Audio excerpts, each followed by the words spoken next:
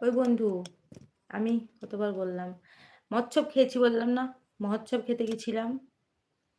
মহোৎসব খেতে গিয়ে দেখছি ভাত গেছে পুড়ে। যদি বলার ইচ্ছে না হয় এটাও বলতে হবে না। সরি, আরে বাবা বলছি, আমি দেখলে না চুলটা নিয়ে একটু মানে শান্তি পাচ্ছিলাম না। এবার বলছি, মহোৎসব খেতে গেছিলাম। মহোৎসব খেতে গিয়ে দেখলাম যে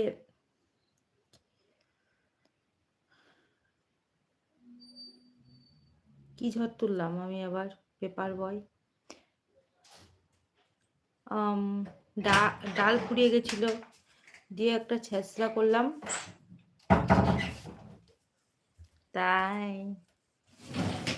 ডাল, ছেঁচড়া আর মানে ভাত খেতে গিয়ে দেখলাম যে ফুরিয়ে গেছে, শুধু তরকারি আর ভাতটাও লেগে গেছে।